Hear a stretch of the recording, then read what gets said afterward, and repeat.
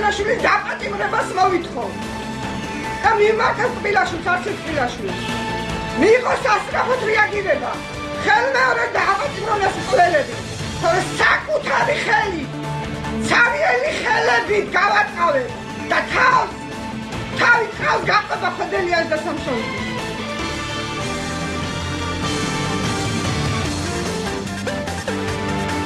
საღამომშვიდობისა ეს არის ახალი ცხრასაათზე. დღის მთავარ თემებს მეცხრე არხის რეპორტიორები და ჩვენ თამთა სანიკიძე და ლევან ჯავახიშვილი წარმოგიდგენთ. მოკლული ახალგაზრდას დედა სასამართლო დარბაზიდან გათავისუფლებული პოლიციელების წინააღმდეგ სკანდალი გამამართლებელი განაჩენის გამო და საპროტესტო აქციები ბორჯომში. ოკუპანტების მიერ დაწესებული ახალი შეზღუდვები ოკუპირებულ ტერიტორიაზე მცხოვრებ მოსახლეობას სატრანსპორტო შეზღუდვებს უწესებენ. და რამდენიმე წუთში ასევე შემოგთავაზებთ. სადგაქრა სასამართლოების რეკონსტრუქციისთვის გამოყოფილი მილიონები, აუდიტის სამსახურის დასკვნა, რომელიც წლების წინ არ გახმაურდა.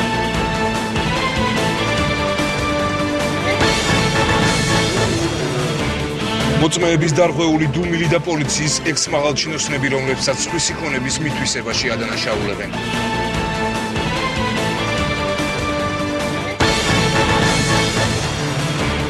დახარჯა თუ არა ნაციონალურმა მოძრაობამ საბიუჯეტო სახსრები პარტიული მიზნებისთვის, ფინანსური მონიტორინგის სამსახური დასკვნას აქვეყნებს. ახალციხის რაიონული სასამართლოს მოსამართლე სკანდალს შეეხება გოჩა ჯეირანაშვილზე, რომელმაც გაუპატიურებაში ბრალდებული ყოფილი პოლიციელები დარბაზიდან გაათავისუფლა პროკურატურა განცხადებას ავრცელებს. საგამოძიებო უწყების ინფორმაციით, გამომართლებელ განაჩენამდე ჯეირანაშვილი პროკურორს გარიგებას თხოვდა. პარალელურად ქვეყნდება იმ შემზარავი დანაშაულის დეტალები, რომელშიც ბორჯომის პოლიციის ყოფილ უფროს მამუკა ხვედელიანსა და მის 4 თანამშრომელს ედებოდათ ბრალი გაუპატიურება, ცემა, მუქარა ძალადობის სამსახველი ფოტოების გამოქვეყნებით. დღესვე მეცხრე არხისთვის ცნობილი ხდება კიდევ ერთი საქმე, რომელშიც ხვედელიანის გვარი ფიგურირებს. მოკლული 22 წლის ახალგაზრდის დედა მკვლელობაში სწორედ პოლიციის ყოფილ მაღალჩინოსანს დებს ბრალს. გამართლებული ბრალდებულების დასჯის მოთხოვნით ბორჯომში საპროტესტო აქციები დაიწყო. გუშინ მოგვევლინა ისევ გამოვიდა გარეთ, ხო მეტი რა უნდა ილაპარაკო. შულო ისევ ნაგავიგვა გადასაყრელი, ნაგავს რომ გადავყრით სულთლიანათა და განთავისუფლდება საქართველოს. ნაციონალები და უნდა განთავისუფლდეს საქართველოს. შეიძლება 10 წელი შეიძლება ეგრე მოხდეს. 10 წელი არ იქნება, 10 წელი მალე იქნება, მალე. ბორჯომში ადგილობრივების პროტესტი მოსამართლე გოჩა ჯეირანაშვილის სკანდალურ გადაწყვეტილებას მოჰყვა. პოლიციის ყოფილი უფროსი მამუკა ხვედელიანი და მისი 4 თანამზრახველის გათავისუფლება დღეს ბორჯომელების ნაწილმა გააპროტესტეს. აქციის მონაწილეები ამტკიცებენ, რომ მოსამართლე ბრალდებულ პოლიციელებს ნაციონალური მოძრაობის დახმარებით გაურიგდა. ჩვენ ვართ შეურაცხყოფილები, ბორჯომელები, მას ესეთი მუხლი ქონა წაყენებული, რომელიც არ ვიცი, ადამიანობასაც გიცდება და ყველანაირ ზღვარს გადადის და ასეთი მუხლით ადამიანი, რომელიც დღეს გარეთ არის გამოსული და ბორჯომის რაიონში გუშინ ძალიან მშვიდი, ძალიან გაწმნასწორებული და გალაგებული სახით მოძრაობდა, თითოეული ჩვენთაგანი სულში ჩაფურთხება. მოწოდება ასეთია, მნიშვნელოვანი. პირდაპირ პრეზიდენტს ბორჯომი ელაპარაკება. გაეცით პასუხი თქვენ საკუთარ მოქმედებას. ახალციხის სასამართლომ გუშინ 3 ახალგაზრდა მამაკაცის წამებაში, შანტაჟსა და არაადამიანურ მოპყრობაში ბრალდებული 5 პოლიციელი უდანაშაულოცნო.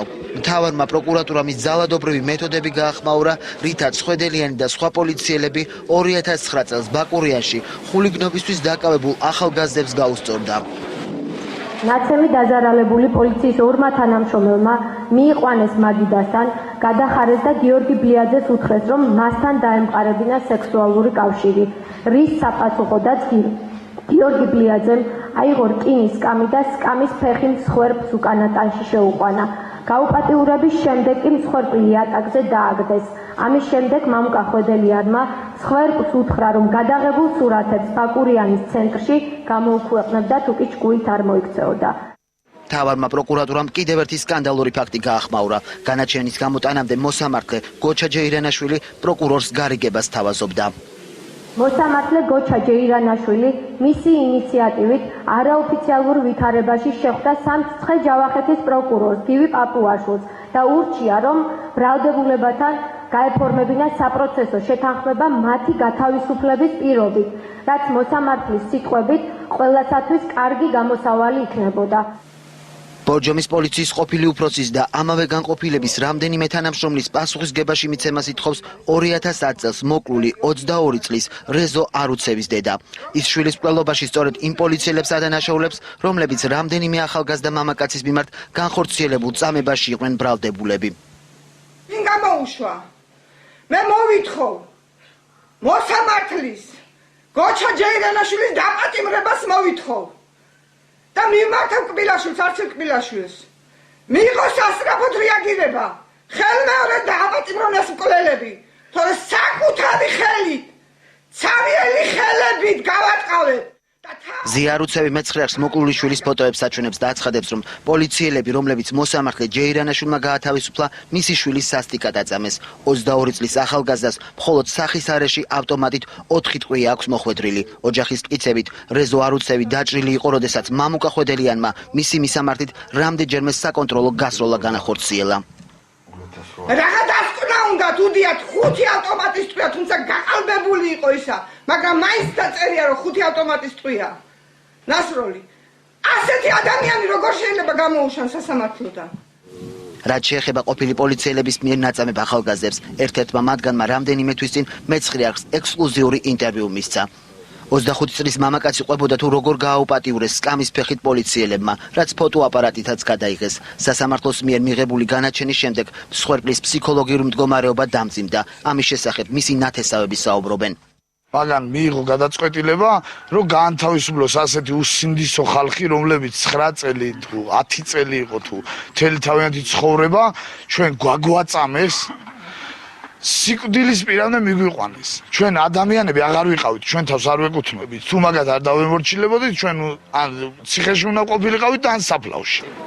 მოსამართლე ჯეირანაშვილის მიერ ყოფილი პოლიციელების სასარგებლოდ გამოტანილ განაჩენს ხვალ დაზარალებულის ოჯახის წევრები და ბორჯომის მოსახლეობა ახალციხის რაიონულ სასამართლოსთან 12 საათზე კიდევ ერთხელ გააპროტესტებს. რეპორტაჟში ნაჩვენები ფოტოების სიმძაფრიდან გამომდინარე ჩვენ ბოდიშს ვეხდით. და დღის სხვა მთავარი თემებისაც წავიდა ათეულობით მილიონი ლარი და როგორ ხდებოდა სასამართლოების შენობების რეაბილიტაცია, პროკურატურა ფინანსურ დოკუმენტაციას სწავლობს. აუდიტის სამსახურმა მასალების საგამოძიებო უწყებას გადაუგზავნა, როგორც ირკვევა, მარტო საქალაქო სასამართლოს სარემონტო სამუშაოებისთვის ბიუჯეტიდან 8 მილიონი იყო გამოყოფილი, დოკუმენტებით კი მხოლოდ 3 მილიონი ლარის ხარჯვა დასტურდება. სასამართლოების რეაბილიტაციაზე დახარჯულ თანხებზე დასკვნა 2 წლის წინ მაშინდელმა კონტროლის პალატამ დადო, თუმცა თავის დროზე დოკუმენტის გასაჯაროება არ მოხდარა. ფინანსური დარღვევების შესახებ ცნობილი მხოლოდ მას შემდეგ გახდა, რაც უწყებაში 2012 წლის შემოდგომაზე პარლამენტის სპეციალური კომისია შევიდა. ბელა ზაქაიძე დეტალებით. სასამართლოების სარეკონსტრუქციო და საინვენტარიზაციო სამუშაოებთან დაკავშირებით დახარჯული ათეულობით მილიონი ლარის ხარჯვის დოკუმენტების შესწავლა მთავარმა პროკურატურამ დაიწყო. პროკურატურას სახელმწიფო აუდიტის სამსახურიდან სასამართლოების შემოწმების შესაბამისი დოკუმენტაცია 2013 წლის 4 მარტს გადაეგზავნა. საქმე ეხება სასამართლოებში 2007-2009 წლებში სარეკონსტრუქციო სამუშაოების პერიოდს. სასამართლოების დეპარტამენტის ფინანსური აუდიტი. პროკურატურამ დოკუმენტები მას შემდეგ გამოითხოვა, რაც პარლამენტის სპეციალურმა კომისიამ აუდიტის სამსახურში შემოწმების შედეგად სასამართლოებზე დაწერილი აქტი აღმოაჩინა. როგორც კომისიის წევრი კარლო კოპალიანი ამბობს, აქტი 2 წლის წინ 2010 წელს იყო დაწერილი, თუმცა შესაბამისი რეაგირება მაშინ არ მოჰყოლია. დოკუმენტის მიხედვით მხოლოდ თბილისის საქალაქო სასამართლოს სარეკონსტრუქციო სამუშაოებზე 8 მილიონი ლარი დაიხარჯა. თუმცა აქედან 5 მილიონი ლარის დოკუმენტაცია და ანგარიშ ფაქტურები სასამართლომ ვერ წარადგინა. მისი თქმით, შესაბამისი დოკუმენტები მხოლოდ 2 სასამართლოს შენობის რეკონსტრუქციაზე არსებობს, დანარჩენზე კი დარღვევებია. სასამართლოების მიმართაც აღმოაჩინა დარღვევები, მიუტევებელი და რა თქმა უნდა, ისეთი დარღვევები, რომელიც ექვემდებარებოდა სამართალდამცავების რეაგირებას. ფაქტებში არის ისეთი ფაქტები, მაგალითად, როგორც არის თბილისის საქალაქო სასამართლოს რემონტის თანხები 8 მილიონზეა ლაპარაკი და აუდიტის სამსახურმა ნახა, რომ 3 მილიონის არსებობს შესაბამისი დოკუმენტაცია, 5 მილიონზე არ არსებობს. აუდიტის სამსახურის ერთ-ერთი დეპარტამენტის ყოფილი უფროსი ამბობს, რომ მისი სამსახურის აუდიტორებმა სასამართლოების შემოწმების შედეგად აღმოჩენილი ათეულობით მილიონი ლარის დარღვევები აქტში დააფიქსირეს. თუმცა სამსახურის მაშინდელმა ხელმძღვანელმა ლევან ბეჟაშვილმა პროკურატურაში არ გადააგზავნა. აუდიტორები კი, რომლებიც აქტზე მუშაობდნენ, სამსახურიდან გაათავისუფლა. ეს არის მასალების დანაკლისი, რომელთაც ვერანაირ შესყიდვების დოკუმენტაცია, ვერანაირ დოკუმენტაცია, რეალიზაციის ვერანაირ დოკუმენტაცია ვერ წარმოადგენს. ლევან ბეჟაშვილის უშუალოდ შემოწმებული ეს საკითხი რა. და დააფარა ხელი, არ გადააგზავნა არც პროკურატურაში და აქტიც არის შესუსტებული. აუდიტის სამსახურის ხელმძღვანელი ლაშა თორდია ამბობს, რომ შემოწმების დროს დარღვევები მართლაც დაფიქსირდა, თუმცა ის მხოლოდ 3 მილიონს შეეხებოდა. თორდიას მტკიცებით ეს არ იყო თანხის მითვისება. აუდიტის სამსახურის ხელმძღვანელი ამ ხარვეს ბუღალტრის შეცდომას უწოდებს და ამბობს, რომ ის უკვე გასწორებულია და ბუღალტერი გადაცდომის გამო სამსახურიდან გათავისუფლებულია. აღმოჩნდა, რომ გარკვეული საკითხები, რომლებიც იყო აქტში აღნიშნული, იმ რეალობით არ იყო წარმოდგენილი, რაც იყო, ვინაიდან საუბარი იყო დაახლოებით 3 მილიონი ლარის მითვისებაზე, თუმცა უნდა აღინიშნოს, რომ როდესაც ჩვენ შევისწავლეთ აღნიშნული საკითხი, ეს დარღვევა აღმოჩნდა წმინდა საბუღალტრო შეცდომა, თუმცა ის საქონელი, რომელზედაც იყო საუბარი, იყო გადანაწილებული სხვადასხვა სასამართლოებში. მეცხრე სასამართლოსგან განმარტებების მიღებას დილიდან ცდილობდა, თუმცა მათ სატელევიზიო კომენტარზე უარი განაცხადეს.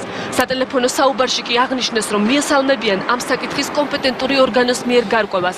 კომენტარზე უარი განაცხადა ლევან ბეჟეშვილმაც. ყოფილი პროკურორის გახმაურებულ საქმეს სავარაუდოდ თავიდან გამოიძიებენ საბერძნეთის მოქალაქეები, რომელთა ჩვენებების საფუძველზე ბორის მჭედლიძე ბრალდებულად ცნეს დუმილს არღვევენ. ედვარდ საკანინი და ლევან ჟერდევი 3 წლის შემდეგ ამბობენ, რომ გამომძებლებს ჩვენებების ზეწოლის შედეგად მისცეს. თავის მხრივ ჩივის ვაკე საბურთალოს რაიონის ყოფილი პროკურორიც და დაკავების შემდეგ წართმეული ქონების დაბრუნებას მოითხოვს. 2010 წელს ჩატარებული სპეცოპერაციის საეჭვო დეტალები და პოლიციის ექს-მაღალჩინოსნები, რომლებსაც ხვისი საკუთრების დაუფლებაში ადანაშაულებენ. ირაკლი მამალაძე მუშაობდა თემაზე. სიდიდრი მოკლეს.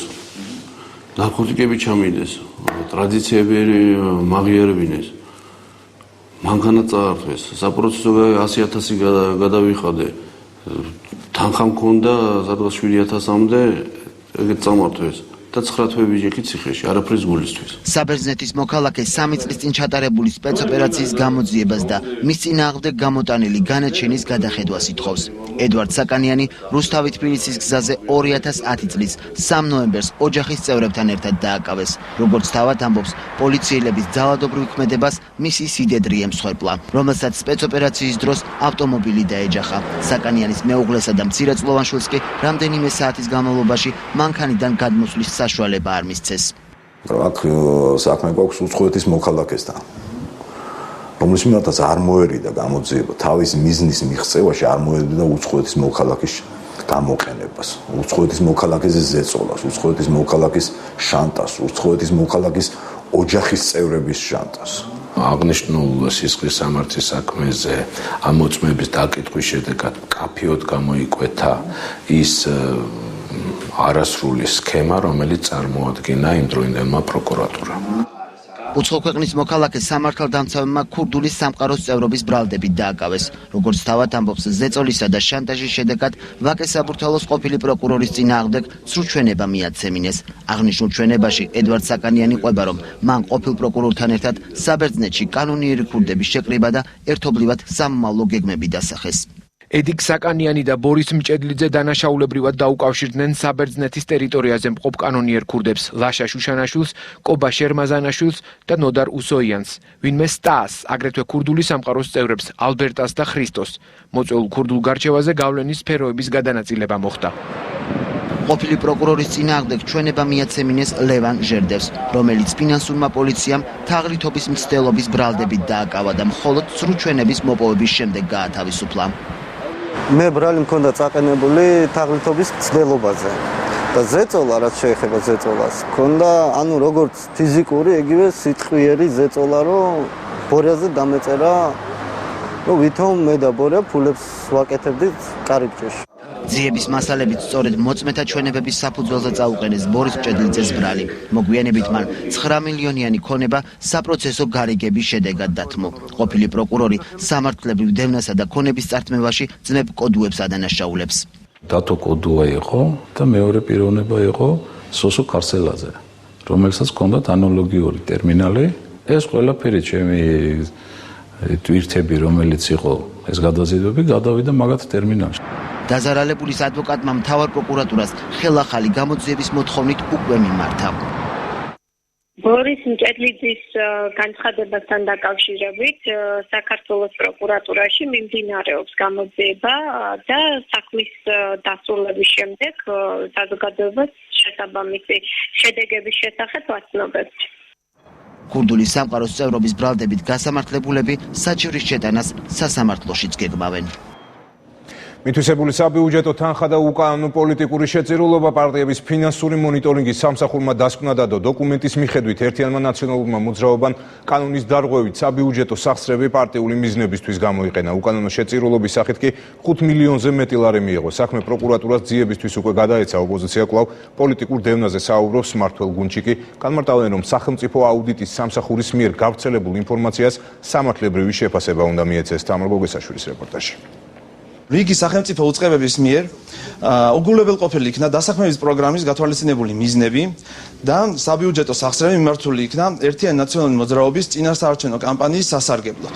პარტიების ფინანსური მონიტორინგის სამსახური ერთიანი ნაციონალური მოძრაობის მხრიდან წინასაარჩევნოდ პარტიული მიზნებისთვის დიდი ოდენობით საბიუჯეტო სახსრების გამოყენების შესახებ დასკვნას აქვეყნებს.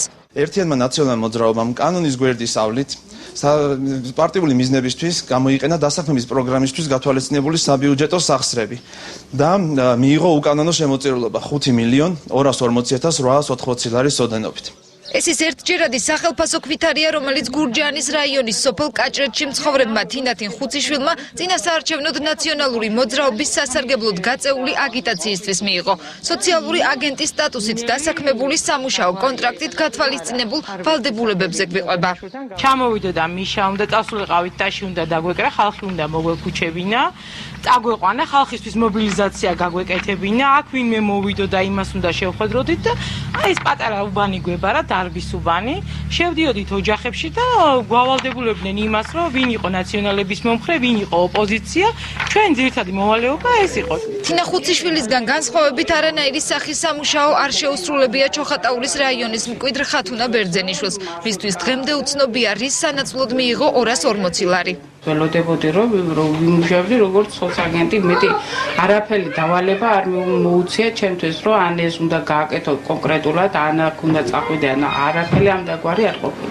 სახელმწიფო აუდიტის სამსახურის დღევანდელ განცხადებას აღნიშნულ საქმეში ერთ-ერთი ბრალდებული კახეთის გუბერნატორი ზურაბ ჭიაბერაშვილიც გამოეხმაურა. როდესაც უკვე სასამართლო დაწყებულია, მიმდინარეობს და სხვა სახელმწიფო ორგანო აკეთებს ასეთ განცხადებას, ეს არის უკვე პირდაპირი ჩარევა სასამართლოს მიუკერძოებლობასა და თავისუფლებაში. ნაციონალურ მოძრაობაში კვლავ პოლიტიკურ დევნაზე საუბრობენ. მმართველ გუნდში კი მიიჩნევენ, რომ სახელმწიფო აუდიტის სამსახურის დასკვნას სამართლებრივი შეფასება უნდა მიეცეს. ნაციონალური მოძრაობის დადანაშაულება უკანონო შემოწირულობაში ამ კუთხით არის სრული აბსურდი და იმ ხაზის გაგრძელება, რომელიც პოლიტიკურ დევნას ითვალისწინებს ნაციონალური მოძრაობის. საფუძვლიანი ვარაუდები იმის თაობაზე, რომ საბიუჯეტო თანხები გამოიყენებოდა წლების განმავლობაში რო დასტურდება. საერთაშორისო გამჭვირვალობა საქართველოს აღმასრულებელი დირექტორი ორგანიზაციის მიერ გამოქვეყნებულ იმ ანგარიშსიხსენებს, რომლის მიხედვითაც ნაციონალური მოძრაობა ადმინისტრაციულ რესურსსა და საბიუჯეტო სახსრებს წინასაარჩევნოდ იყენებდა. შეიძლება ვისაუბროთ იმ პირთა პასუხისმგებლობაზე, რომლებმაც ეს გადაწყვეტილება მიიღეს, რომლებმაც გასცეს ბრძანებები და რომლებმაც შესაძლებელია გარკვეული სამართალდარღვევაც ჩაიდინეს.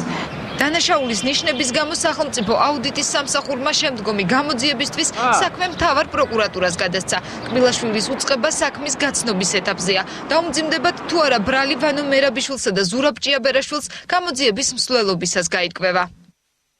როგორ აფინანსებდა სახელმწიფო რელიგიურ კონფესიებს არასამთავრობო ორგანიზაცია საერთაშორისო გამჭვირვალობა საქართველოს ახალი კვლევის შედეგებს აქვეყნებს პერიოდი 2002 წლიდან დღემდე. მონაცემებში ლიდერი პოზიცია საპატრიარქოს უკავია. კვლევის მიხედვით ბიუჯეტიდან მან 11 წლის განმავლობაში 200 მილიონამდე ლარი მიიღო. ამავე კვლევის მიხედვით გაცილებით მცირეა სხვა კონფესიებისთვის გამოყოფილი დაფინანსების ოდენობა. თამთა ჯანაძე გაეცნო მონაცემებს და ისახლა პირდაპირ ეთერში ჩაგვერთება თამთა კონკრეტულად რა მონაცემებზე დაყრდნობით მომზადდა ეს კვლევა და რას ამბობენ თავად არასამთავრობო ორგანიზაციაში. თამთა საერთაშორისო გამჭვირვალობა საქართველოს ეს ინფორმაცია ცენტრალური და ადგილობრივი ხელისუფლების ადმინისტრაციული ორგანოებისგან მიიღო. კვლევის თანახმად 2002 წლიდან დღემდე საქართველოს საპატრიარქო ბიუჯეტიდან 200 მილიონი ლარით დაფინანსდა. როგორც ირკვევა 2005 წელს ეს დაფინანსება შეადგენდა 1.290.000, შემდეგ წლებში კი ეს რაოდენობა გაიზარდა. რუსეთ-საქართველოს ომის შემდეგ კი საპატრიარქოს დაფინანსებამ 26 მილიონი ლარი შეადგინა. ტენდენცია გაგრძელდა ახალი ხელისუფლების პირობებშიც. 2013 წლის ბიუჯეტის მიხედვით საპატრიარქო დაფინანსდება 25 მილიონი ლარით. ტენდენცია ასეთი არის, რომ დიდი წილი, ანუ აბსოლუტურ უმრავლესობა მათ მიერვე, ანუ ადმინისტრაციული ორგანოების მიერ მოწოდებული არის, რომ საქართველოს საპატრიარქოს ეხმარება 200 მილიონამდე არის, თქვათ 2002 წლიდან დღემდე არის პერიოდი, როდესაც ბიუჯეტი თქვათ ამდენჯერმე გაიზარდა, თქვათ 2005-2008-2009-ში, 2009-ში. ხო, თქვათ დღეს 2025 მილიონი ლარი არის, თქვათ გასულ წლებთან შედარებით გაზრდილი არის. თუმცა ეს არ არის მაქსიმალური თანხა, რაც კი თქვათ ცენტრალური ხელისუფლების ბიუჯეტიდან საქართველოს საპატრიარქოს გადასცემდა. რაც შეეხება სხვა რელიგიურ კონფესიებს, წარმოდგენილი დოკუმენტაციის თანახმად ადმინისტრაციული ორგანოები ღიად აცხადებენ, რომ ისინი ნაკლებად აფინანსებენ სხვა რელიგიურ კონფესიებს. გამონაკლისის სახით შეიძლება ითქვას ის, რომ პრეზიდენტის ადმინისტრაციისგან და პრეზიდენტის სარეზერვო ფონდიდან 2010 წელს დაფინანსდა იეზიდთა კავშირი, ხოლო ახალქალაქის მუნიციპალიტეტის ინფორმაციით რამდენჯერმე გამოიყო ფულადი დაფინანსება სომხური ეკლესიისთვის. ჩვენ მივმართეთ საპატრიარქოს, თუმცა მათ კომენტარის გაკეთება არ ისურვეს, თუმცა საზოგადოებას აქვე შევახსენებ რამდენიმე დღის წინ გამოქვეყნებულ ინფორმაციას, სადაც საპატრიარქომ დეტალურად განმარტა თუ რაში დაიხარჯება 25 მილიონი ლარი. ეს გახლავთ ეკლესიებთან არსებული სასწავლო ცენტრები, გარდა ამისა ეკლესიების მშენებლობა, მოხუცსა და ბავშვთა თავშესაფრები და ასევე გადასახადები. ჩვენ ასევე მივმართეთ ფინანსთა სამინისტროს, თუმცა კომენტარის გაკეთება არც მათ ისურვეს. არასამთავრობო ორგანიზაციის ახალი კვლევის შესახებ თამთა ჯანაძე საუბრობდა ეთერში. და რა ხდება თბილისის საზოგადოებრივი ტრანსპორტში, ამის შესახებ რეკლამის შემდეგ რამდენიმე წუთში. არაკომფორტული მგზავრობა, დარღვეული უსაფრთხოების ზომები და გაუსაზღისი სიცხე საზოგადოებრივ ტრანსპორტში.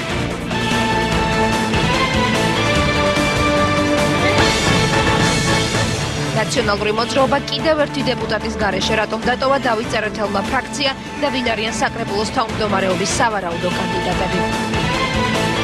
ახალი 9 საათზე პირდაპირ ეთერში ბრუნდება. არაკომფორტული მგზავრობა საზოგადოებრივი ტრანსპორტით საკრებულოს დეპუტატი ჯაბა სამუშია ყვითელ მიკროავტობუსებში კონდიცირების სისტემის გაუმართავობას აპროტესტებს და შესაბამის კომპანიას სატენდერო პირობებს ახსენებს. პრობლემა, რაზეც თვითმმართველობის ორგანოში საუბრობენ მეცხრე არხის ექსპერიმენტითაც დასურდება. ჩვენმა კორესპონდენტმა დღეს თბილისში ყვითელი სამარშრუტო ტაქსით იმგზავრა. 51 სამარშრუტო ტაქსში ქუჩაში არსებულზე მაღალი ტემპერატურა. ასეთია ექსპერიმენტის შედეგი, რომელიც ჩვენ დღეს თბილისის საზოგადოებრივ ტრანსპორტში ჩავატარეთ. მეცხრე არხის ჟურნალისტებმა ტექნიკური უნივერსიტეტიდან ვაჟა-ფშაველას მიმართულებით ვიმგზავრეთ. მიკროავტობუსში მყოფი მოქალაქეების სახეზე რთული არ ყოფილა იმ პრობლემის ამოკითხვა, რომელიც დედაქალაქის მოსახლეობის ძირითად ნაწილს აწუხებს.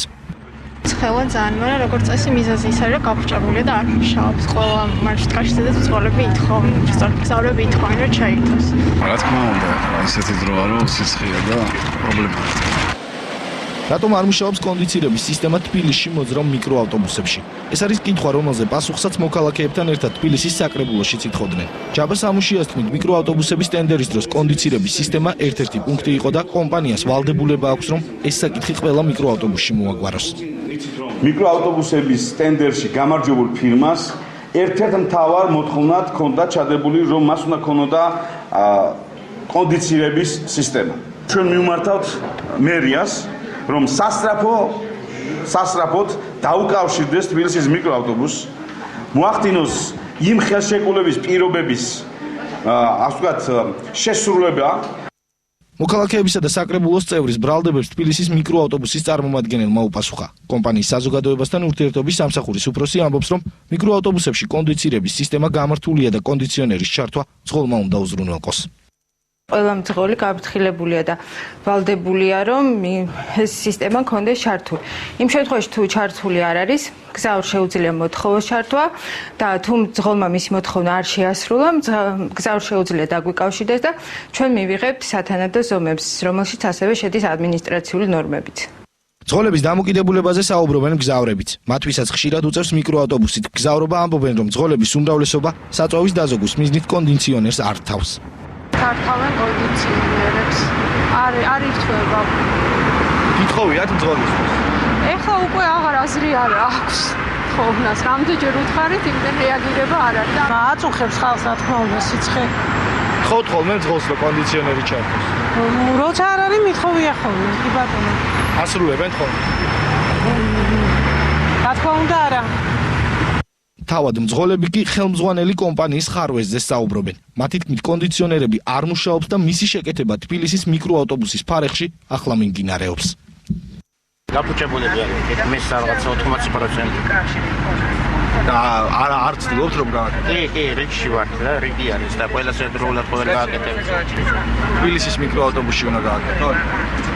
კი, ის თვითონ ჩამოსულები არიან თურქეთიდან და თვითონ იმათ წარმომადგენლები არიან და ისინი აკეთებენ. თქვენი ხელმძღვანელები ამბობენ რომ თქვენ არ თავთ და მარშრუტების უმრავლესობაში არის შო. კი ბატონო, პრობლემა არ არის. ჩავხდა დაბახეთ. გასაკეთებელი კონდიციონერი ორი მანქანათ ესაა გასული გასაკეთებლად ყველა ყოველ იმაზე ჩვენ გვიწევს მე გასვლა. პრობლემა ფაქტობრივად თბილისში მოძრავ ყველა მიკროავტობუსის მგზავრს. მას შემდეგ აწუხებს, რაც ყვითელმა ტრანსპორტმა თბილისში მოძრაობა დაიწყო. როდის შეასრულებს ტენდერში გამარჯვებული კომპანია ნაკის ვალდებულებას, რომ მგზავრების კომფორტული გადაადგილება უზრუნველყოს, უცნობია. ცხელი ზაფხულის მიუხედავად, დედაქალაქის მერიას თბილისის მიკროავტობუსის ხელმძღვანელებისთვის ტენდერის პირობების შესრულება ჯერჯერობით არ მოუთხოვია. გოგი იონათამიშვილის შემდეგ დავით წერეთელი დედაქალაქის საკრებულოს ნაციონალური მოძრაობის ფრაქცია კიდევ ერთმა დეპუტატმა დატოვა. წერეთელმა გადაწყვეტილება ადამიანის წამების კადრების გავრცელებით და იონათამიშვილის პირადი წერილის გამოქვეყნებით ახსნა. პარალელურად საკრებულოში დღეს ინტერფრაქციული ჯგუფის შეხვედრას გაიმართა, სადაც ახალი უმრავლესობის ფორმირებაზე იმსჯელეს.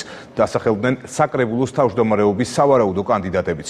გვანცა პაპოვაძე განავრცოს თემას პირდაპირ ეთერში. გვანცა საინტერესოა, ვინ არიან თავმჯდომარეობის სავარაუდო კანდიდატები და რას აცხადებს წერეთელი. ლევან, ვიდრე კანდიდატებზე მოვყვებით, დავიწყებ დავით წერეთლის მიერ ფრაქციის დატოვებით, მინდა აღვნიშნო, რომ მეცხრე არხი მასთან გასაუბრება შეეცადა, თუმცა დავით წერეთელმა ინტერვიუზე უარი თქვა. სააგენტოებზე გავრცელებული ინფორმაციის თანახმად კი მან ფრაქციის დატოვების შესახებ გადაწყვეტილება ადამიანის ღირსების შემლახველი ვიდეოების, ასევე კოკი იონათამიშვილის პირადი წერილის გამოქვეყნების შემდეგ მიიღო. დავით წერეთლის მიერ ფრაქციის დატოვება საკრებულოში უკვე შეაფასეს, მაგალითად, მამუკა კაციტაძის თქმით ეს კარგია, არა მარტო იმ მიზეზით, რომ ნაციონალურმა მოძრაობამ უმრავლესობა დაკარგა, არამედ იმიტომ, რომ ამიერიდან ერთი პოლიტიკური ძალა ყველა ტიპის გადაწყვეტილებას ვეღარ მიიღებს. საკრებულოს წევრები ნაციონალური მოძრაობის რღვევის პროცესის დაწყებაზე საუბრობენ.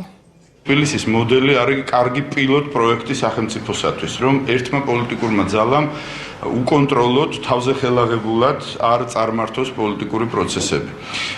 რაც შეეხება უმრავლესობის ერთის მიერ დაკარგვას და მეორის მიერ შექმნას, ეს ცოტა უფრო რთული პროცესია თბილისის საკრებულოში, იმიტომ რომ არის გარკვეული პოლიტიკური ჯგუფები, რომელიც ასე მარტივად ვერ შექმნიან, მე მგონი, უმრავლესობას და ესეც კარგია, იმიტომ რომ გარკვეული იძულება კარგი გაგებით ხდება მოლაპარაკებებისა, კონსულტაციებისა. ნაციონალური მოძრაობის გრევის პროცესი შეუქცევადია, ამის მაგალითია იგივე თუნდაც დღეს გაკეთებული განცხადება ბატონ წერეთლის. პროცესი ძალიან ლოგიკურად მიმდინარეობს, პოლიტიკურ სპეკულაციებზე, მიტაცებაზე, ტყუილზე მდგარი პოლიტიკური ჯგუფი, პოლიტიკური გუნდი, ნაციონალური მოძრაობა აგრძელებს მსხვერპლის და გრევის პროცესს, ისე როგორც ქვიშაზე აშენებული შენობა, ეს არის შეუქცევადი, ეს იყო წინასწარ განჭრეტადი პროცესი და სრულიად ბუნებრივია, რომ ამ პროცესს მოყვება ახალი პროცესები, ამის კვალდაკვალ და პარალელურად თბილისის საკრებულოში.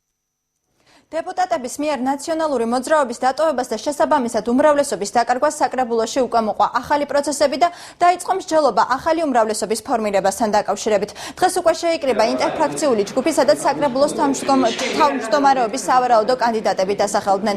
ესენი არიან ჯაბა სამუშია, გულიკო ზუმბაძე, გიორგი მუსხელიშვილი, გიორგი ტყემალაძე და ირაკლი შეხიაშვილი. ინტერფრაქციული ჯგუფის წევრების განცხადებით კანდიდატებზე თავდაპირველად კოალიციის პოლიტიკურმა საბჭომ უნდა იმსჯელოს. ერთიან კანდიდატზე შეთანხმების შემთხვევაში კი მას მხარს დაუჭერენ.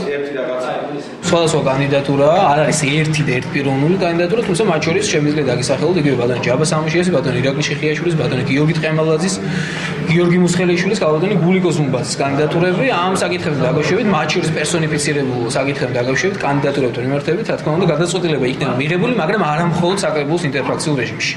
უპირველესად ეს არის გადასაწყვეტი ჩემი კოლეგების და რა თქმა უნდა ეს არის გადასაწყვეტი კოალიციის პოლიტიკურ საბჭოსი და თუ ბუნებრივია პოლიტიკურმა საბჭომ კოალიციის ამ თუ ვთქვათ მიიღო ერთიანი კანდიდატის კანდიდატი ამ შემთხვევაში ჩვენ ყველა მას მხარს დავჭერთ. ვაპირებთ უახლოეს ხანში გაფართოებულ სტომას მოწვევა, სადაც მათაც დავპატიჟებთ და გვექნება საუბარი და დავაფიქსირებთ უმრავლესობის შექმნას. მხოლოდ ამის შემდეგ იქნება კანდიდატურებზე საუბარი, თუ კი ეს დღის წესრიგში დადგება. ფრაქცია ნაციონალურმა მოძრაობამ საკრებულოში უმრავლესობა დეპუტატ კოკი იონათამიშვილის ფრაქციიდან წასვლის შემდეგ დაკარგა. ჩამოყალიბდება თუ არა ახალ უმრავლესობად ის ფრაქციები და დამოუკიდებელი დეპუტატები, რომლებიც ამ დრომდე ნაციონალური მოძრაობის ოპონენტებად მიიჩნეოდნენ, გარკვეული პროცედურებისა და კონსულტაციების შემდეგ გახდება ცნობილი. მადლობთ გვანცა პაპავაძე საუბრობდა პირდაპირ ეთერში. მავთულ ხლართების პოლიტიკის გაგრძელება ცხინვალში ოკუპანტი რეჟიმი ეგრეთ წოდებულ საზღვართან რეგულაციებს ამკაცრებს. მოსაბრუნი პერევის სინაგურა ამ სოფლებში მალე მოსახლეობა ავტოტრანსპორტით ვეღარ გადაადგილდება. შეზღუდვა წესდება ხელბარგისა და გარკვეული პროდუქციის შეტანაზეც. გამკაცრებული რეგულაციების შემდეგ ექსპერტები და ადგილობრივები ოკუპირებული ტერიტორიის მოსახლეობისგან შესაძლო დაცლაზე ალაპარაკდნენ. 18 სექტემბრიდან ოკუპირებული ახალგორის მოსახლეობას რაიონში შესვლა ფეხით მოუწევს. ცხინვალის დე-ფაქტო ხელისუფლების გადაწყვეტილებით საქართველოსთან ეგრეთ წოდებულ საზღვარზე სატრანსპორტო საშუალებების გადაადგილება იკრძალება. შეზღუდვა წესდება ტვირთის გადატანაზეც. ხელბარგის წონა 50 კილოგრამს არ უნდა აღემატებოდეს. 18 სექტემბრიდან ძალაში შედის სამხრეთ ოსეთის ხელისუფლების გადაწყვეტილება, რომელიც შეეხება საქართველოსთან სახელმწიფო საზღვრის სატრანსპორტო საშუალებით გადაადგილების აკრძალვას. ერთ ადამიანს საზღვარზე მხოლოდ 50 კილო ტვირთის გადატანის უფლება ექნება, რომლის ღირებულებაც 65,000 რუბლს არ აღემატება.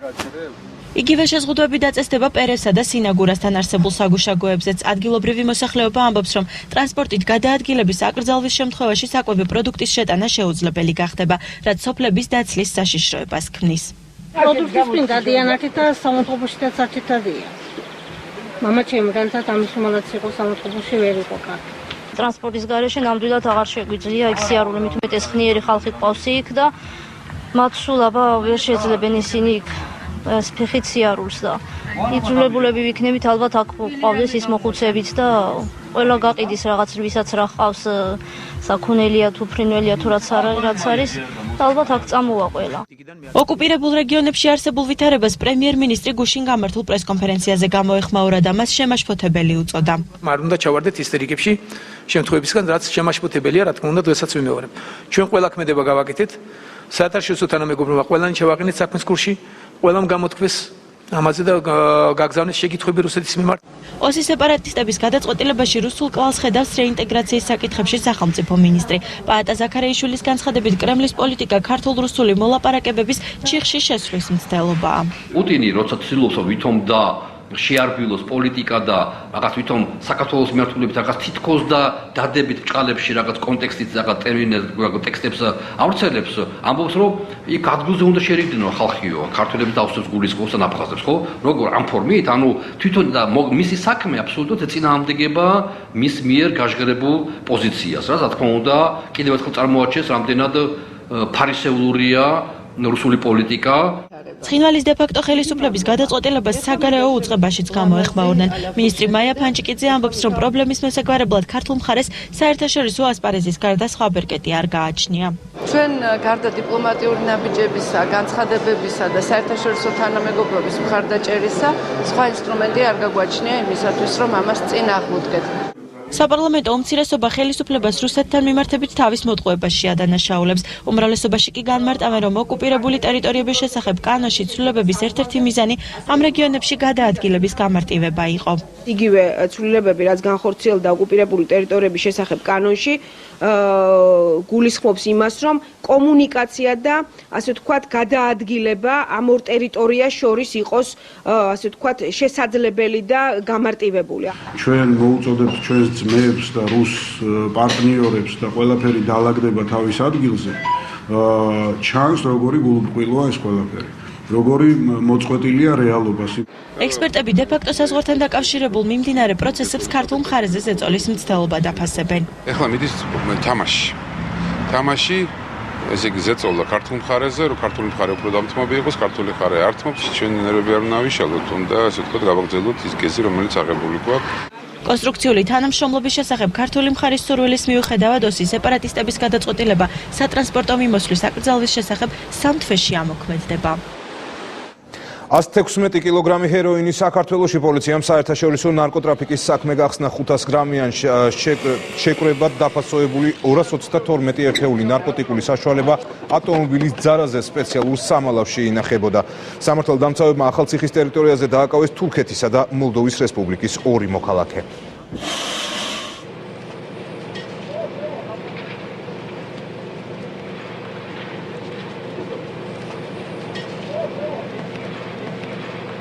სატვირთო ავტომანქანის შრეგის შედეგად, რომელიც სხვადასხვა ტექნიკური საშუალების გამოყენებით ჩატარდა, აღნიშნული ავტომანქანის ძარაზე დამონტაჟებულ სპეციალურ სამალავში აღმოჩენილია განსაკუთრებით დიდი ოდენობით. კერძოდ 500 გრამიან შეკრებად დაფასოებული 222 ერთეული ნარკოტიკული საშუალება ჰეროინი, საერთო წონით 116 კილოგრამი. შინაგან საქმეთა სამინისტროს ცენტრალური კრიმინალური პოლიციის დეპარტამენტის მიერ ჩატარებული ოპერატიული სამძებნო და საგამოძიებო მოქმედებების შედეგად ახალციხის ტერიტორიაზე დააკავეს თურქეთისა და მოლდოვის რესპუბლიკის 2 მოქალაქე. დაკავებისას თურქეთის მოქალაქე მერსედესის მარკის სატვირთო ავტომანქანას მოლდოვის რესპუბლიკის სახელმწიფო სანომრე ნიშნით მართავდა. მასთან ახლდა მოლდოვის მოქალაქე. გამოძიების ინფორმაციით აღნიშნულმა პირებმა მიმდინარე წლის 3 ივლისს გადმოკვეთეს საქართველოს სახელმწიფო საზღვარი ნინოწმინდის საბაჟო გამშვები პუნქტის გავლით. თურქეთის მოქალაქემ საქართველოში საერთაშორისო გადაზიდვისათვის უკანონოდ შემოიტანა 116 კილოგრამი ჰეროინი, რომლის ღირებულებაც რამდენიმე ათეული მილიონი დოლარია. საქმეზე მიმდინარეობს გამოძიება სხვა ფაქტობრივი გარემოებების დადგენის მიზნით. დავბრუნდით პირდაპირ ეთერში გამოშვებაში უცხოეთის სიახლეების დროა.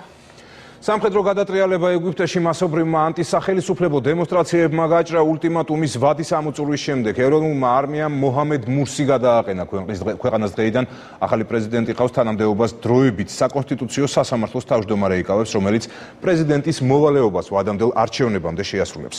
ქვეყნის პირველი პირის გადაყენებას მოსახლეობის ნაწილი ზეიმობს, ნაწილი კი უკმაყოფილოა. თამარ ხურცია მთელი დღე ადევნებს თვალს ეგვიპტეში მიმდინარე მოვლენებს, დაისახლა პირდაპირ ეთერში გვერდება. თამარ, თუ არის ამ წუთისთვის შენთვის ცნობილი რა ხდება ქაიროში?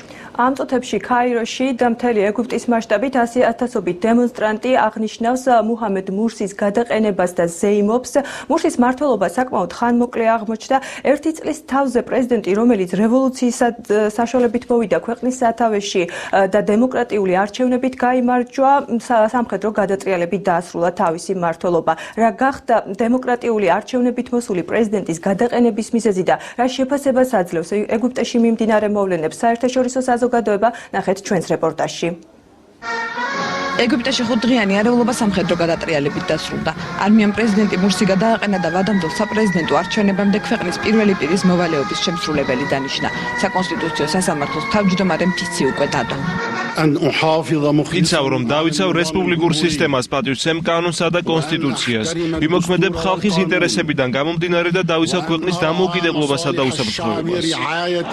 პრეზიდენტის გადადგომის მოთხოვნით ოპოზიციის მხარდამჭერების მასშტაბური დემონსტრაციების ტალღა ეგვიპტეში 30 ივნისს აგორდა. არმიის ხელმძღვანელობამ პრეზიდენტ მურსის სიტუაციის განსამუხტად 2 დღიანი ვადა მისცა. თუმცა ეგვიპტის პირველმა პირმა ულტიმატუმზე უარი თქვა, რის შემდეგაც არმიამ პრეზიდენტ მურსის თანამდებობა დაატოვებინა. იმედი გქონდა, რომ ეროვნული დიალოგის დაწყებას და ძალადობის თავიდან აცილებას შევძლებდით, თუმცა პრეზიდენტის მიერ გაკეთებულმა განცხადებამ ყველაფერი შეცვალა. ჩვენ მოლაპარაკებები გქონდა საზოგადოების წარმომადგენლებთან, ასევე პოლიტიკოსებთან. შევთანხმდით, რომ ყველაფერს გავაკეთებდით ძლიერი და გაერთიანებული ეგვიპტური საზოგადოების ჩამოსაყალიბებლად. გადავხედავთ კონსტიტუციას, ჩავატარებთ ვადამდელ საპრეზიდენტო და საპარლამენტო არჩევნებს. დაუდასტურებელი ცნობით მუჰამედ მურსი დაკავებულია და ერთ-ერთ სამხედრო ბაზაზე იმყოფება. სამართალდამცველებმა ქვეყნის პრემიერი და რამდენიმე მაღალჩინოსანიც დააკავეს. გაცემულია ორდერი მუსლიმთა საძმოს 300-მდე წევრის დაპატიმრებაზე. ვრცელდება ინფორმაცია ჟურნალისტების დაკავების შესახებაც. მედიის ცნობით ალ-ჯაზირას საინფორმაციო გამოშვების წამყვანი და პროდიუსერი გადაცემის მსვლელობისას აიყვანეს, როცა ეთერში მურსის მომხრეთა აქციის კადრები გადიოდა. ქვეყანაში განვითარებულ მოვლენებს განსხვავებული რეაქციები მოყვა როგორც მოსახლეობაში, ასევე ქვეყნის ფარგლებს გარეთ. პრეზიდენტი მურსი, რომელიც ხელისუფლებაში დემოკრატიული არჩევნების გზით მოვიდა, ეგვიპტის არმიამ გადატრიალების შედეგად გადააყენა. მთავრობის ჩამოგდება მიუღებელია მით უმეტეს სამხედრო გზით, განსაკუთრებით კი მაშინ, როცა ეს მთავრობა ხელისუფლებაში დემოკრატიული არჩევნების გზით არის მოსული. ვფიქრობ, თეორიული გარჩევები იმის დასადგენად ეს სამხედრო გადატრიალება იყო თუ არა მნიშვნელოვანი არ არის. მთავარია შექმნილი ვითარებიდან გამოსავალი ვიპოვოთ. მოუწოდებთ ყველა მხარეს ძალადობისაგან თავი შეიკავო. მოჰამედ მურსიმ პრეზიდენტის თანამდებობა 2011 წლის რევოლუციის შემდეგ დაიკავა. იგი ხელისუფლებაში დემოკრატიული არჩევნების გზით მოვიდა. ერთწლიანი მმართველობის პერიოდში ქვეყნის ლიდერისა და მმართველი გუნდის წინააღმდეგ საპროტესტო აქციები არ წყდებოდა. ოპოზიციის მხარდამჭერები პრეზიდენტ ძალაუფლების უზურპაციაში ადანაშაულებდნენ. ინაუგურაციის ერთი წლის თავზე კი მურსის თანამდებობა დაატოვებინეს. საგარეო საქმეთა სამინისტრო მოუწოდებს ქართველ ტურისტებს თავი შეიკავონ ეგვიპტეში გამგზავრებისგან, ხოლო ისინი, ვინც უკვე არიან ეგვიპტეში, არ დატოვონ ტურისტული ზონები და მუდმივი კავშირი ჰქონდეთ საკონსულოსთან. არ ვიცით ვინ არის ეგვიპტეში, რამდენი მოქალაქეა საქართველოსი, რადგან ისინი რასაკვირველია არ არიან ვალდებულები ჰქონდეთ კავშირი საელჩოსთან, მაგრამ მოვუწოდებთ ყველას სიფრთხილისკენ, მოვუწოდებთ ყველას, რომ საელჩოს ცხელხას დაუკავშირდნენ, თუ კი ოდნავ პატარა პრობლემა მაინც შეექმნებათ. ჯერჯერობით საელჩოსთვის არავის არ მიუმართავს, ეს მაფიქრებინებს, რომ ისინი უსაფრთხო ადგილას არიან. ხოლო ეხლა ვისაც აქვს გამგზავრების სურვილი, მათ ვურჩევთ, რომ ეს არ გააკეთონ, სანამ ვითარება არ დაწყნარდება. ქართველი ტურისტების აზრი ეგვიპტეში გამგზავრებასთან დაკავშირებით ორად არის გაყოფილი. ნაწილი მიიჩნევს, რომ ეგვიპტეში არეულობა არ ეხება ტურისტულ ზონებს, ამიტომ ისინი გამგზავრებას არ გადადებენ. ნაწილი კი მიიჩნევს, რომ სიტუაცია საკმაოდ დაძაბულია, პოლიტიკური კრიზისია ქვეყანაში, ამიტომ მათ ჯავშნები ბილეთებზე და ტურებზე გააუქმეს. ძებული მდგომარეობა ეხა აბსოლუტურად მშვიდია და აქამდე მშვიდი იყო, იმიტომ რომ ეს დაძაბული სიტუაციები ნაკლებად ეხება ხოლმე ტურისტულ რეგიონებს, უფრო მეტად დაცული და უფრო მეტად ესეთია სტაბილური. მივდიოდი მეგობრებთან ერთად ეგვიპტეში, ხურგადაში. და გავიგეთ, რომ იქ ძალიან დიდი არეულობაა. და ყველანაირი ჯავშანი მოხსენით ჩვენ ბილეთებს. და გადავწყვიტეთ, რომ ეგეთი უსიამოება ავირიდოთ თავს. შარშანაც იყო არეულობა, მაგრამ შარშანს სულ სხვა მიზეზებმა შემიშალა ხელი. წელს არაფერი არ დამაბრკოლებს, გადაწყვეტილი მაქვს, ბილეთების დაბრუნილი მაქვს. არ მგონია, რომ ტურისტებს რამე ავნონ. მე ვაპირებდი და წავალ აუცილებლად. 2011 წლის რევოლუცია, 2013 წლის 4 ივლისის სამხედრო გადატრიალება. გახდება თუ არა ვადამდელი საპრეზიდენტო არჩევნები ეგვიპტეში დემოკრატიული პროცესების დაწყების მიზეზი, ამას უკვე არჩევნების შედეგი გვაჩვენებს. მადლობთ თამარ ხურცია საუბრობდა პირდაპირ ეთერში. და სასიამოვნო ინფორმაცია მეცხრე არხის მაყურებლისთვის, განსაკუთრებით რეგიონებსა და ქვეყნის ფარგლებს გარეთ მცხოვრებთათვის. ბლექსისატის მეშვეობით მეცხრე არხი თანამგზავრულ სიხშირეზე დაბრუნდა. გაგაცნობთ მონაცემებს, რომელთა დახმარებითაც ჩვენი ყურება ისევ შეგიძლიათ, ვისაც სატელიტური თებში 42 გრადუსი აქვს მომართული, მათ ავტომატური ძებნის რეჟიმში შეუძლიათ სიხშირის მოძებნა. ეს არის პაკეტი, რომელშიც სხვადასხვა ქართულ არხთან ერთად მეცხრე არხიც არის განთავსებული. შესაბამის მონაცემებს თქვენ ახლა ეკრანზეც დაინახავთ. ადრეც ვიყავით ჩვენ ამ გრადუსზე, ჩვენი სიხშირე გქონდა, ეხლა უბრალოდ ვჯდებით პაკეტში, ყველა ქართული ერთი პაკეტი კეთდება ბლექსისატის მეშვეობით და იწევა ამ ერთ სიხშირეზე პაკეტი, რომელშიც არის განთავსებული ბევრი ქართული არხი. კვლავ დაბრუნდა 42 გრადუსზე, რაც არის ძალიან მნიშვნელოვანი ჩემი აზრით. ამ მნიშვნელობას მიმანიშნებს ის, რომ ის მცირე პერიოდი დაახლოებით 22 აპრილიდან, ხო, სადაც 2 თვე. ცოტა მეტი, რაც ჩვენ არ ვიყავით 42 გრადუსზე, ძალიან ბევრი ადამიანი რეკავდა ტელევიზიაში, ძალიან ბევრი მაყურებელი, რომელმაც გავკარგა და ვეღარ პოულობდა და ეხლა უნდა ვახარო ყველას, მივლოცო ყველას და პირველ რიგში მეცხრე არხს და მე მეცხრე არხის ერთგულ მაყურებელს, რომ ჩვენი პოვნა ისევ შეიძლება. მეცხრე არხზე ჩვენ ვართ ახლა ბლექსისატის მეშვეობით აწეული 42 გრადუსზე, სადაც არის ყველა დანარჩენი ქართული არხიც და იქ ისინი ძალიან იოლად გვიპოვიან. ნებულოს ინფორმაცია მუსიკის მოყვარულთათვის ჯგუფი თბილი სი კონცერტისთვის ემზადება ხვალ საღამოს კლუბ სენატში მუსიკოსები სოლო კონცერტს გამართავენ. თბილისის მუსიკოსები ჯო სამპლის, ბობ მარლის, ბობ დილანისა და ლეგენდარული ბიტლზის რეპერტუარს ცოცხლად შეასრულებენ.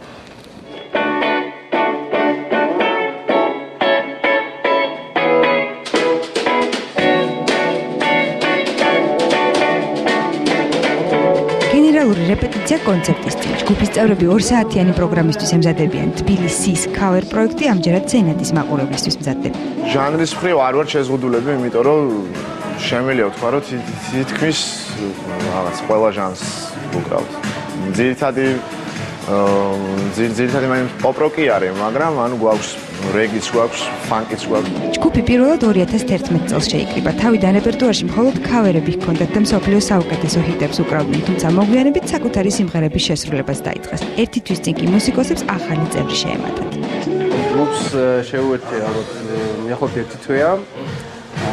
ეს არის რასაც პარასკევს დაუკრავთ, იქნება cover პროექტი, ანუ ცნობილი სიმღერების რაღაც ჩვენი ინტერპრეტაციაც და ორიგინალი შესრულებითაც. და ძალიან საინტერესო იქნება. ჯგუფისთვის ტექსტებს და მუსიკას ბექა გელენავაძერს. ცოტა ხნის წინ კი სოლო ალბომით გამოუშვეს, რომელშიც თბილისის ქართული სიმღერებია შესული. რეპერტუარი მრავალფეროვანი აქვს და ცდილობენ მსმენელს ჟანრობრივად განსხვავებული მუსიკა შესთავაზონ. თავიდანვე ესე გვინდოდა, რომ არ ყოფილიყო ჩვენი რეპერტუარი ერთი დიდი სიმღერა რა და ყოფილიყო რაღაცნაირად განსხვავებული, მაგრამ თუმცა რაღაც ხელწერა მაინც ჯგუფის არ. თბილისის cover პროექტში 5 ივლისს მონაწილეობას ლევან აფშილავაც მიიღებს. ესე იგი, რეპეტიცია გვაქვს ახლა. ჩემს ხელმოტეხილს ბაკაც ვეხმარები, ანუ ბექას, რომელიც არის ამ ჯგუფის დრამერი და ამასთანავე ვოკალისტი და უნიჭიერესი მუსიკოსი და ყველა ჩემი მეგობრები არიან ამ ჯგუფის წევრები. მიხარია მასთან ერთად რო ვარ. თბილისის სოლო კონცერტის შემდეგ მაყურებლის წინაშე ერთობლივი პროექტით ელენე კალანდაძე და თაზო შარაბიძე დარდგებიან. რაღაც ძალიან დიდი ემოცია მოა, განსხვავებულია ლაივი ვოკალი, ელექტრონულ მუსიკაზე იშვიათი მოვლენა რეალურად და რა ვიცი, ბომბა უნდა იყოს რა იდეაში აფეთქდება აქტუალურად. ლაივ ვოკალს ელექტრონულ მუსიკაზე და ცნობილი სიმღერების თბილისისეულ ინტერპრეტაციას სენატში მისულ მსმენელს მხოლოდ საღამოს 9 საათზე შესთავაზებენ. გამოშვების ბოლოს ეკაბერიძის მთავარი კითხვის ანონსი გადაცემის თემებსა და სტუმრებს ეკა თავად გაგვეცნობს ეკა საღამომშვიდობისა. საღამომშვიდობისა, თამთა საღამომშვიდობისა ლევან მივესალმები მაყურებელს. ასახავს თუ არა რეალობას ეუთოს საპარლამენტო ასამბლეის რეზოლუციაში დასახული მიზნები. მთავარ კითხვას დღეს ზურაბ აბაშიძე უპასუხებს. გადაცემის მეორე ნაწილში უმცირესობის პრობლემები საქართველოში ვართ თუ არა ტოლერანტულები. ლია მუხაშავრია, კახა კოჟორიძე, ვახუშტი მენაბერე იქნებიან ჩვენი სტუმრები. დიდი მადლობა ეკა წარმატებულ ეთერს გისურვებთ. მადლობთ ეკა ახალი 9-ზე კი ამით დასრულებულია ჩვენ ხვალამდე გემშვიდობებით. მადლობთ რომ გვიყურებთ.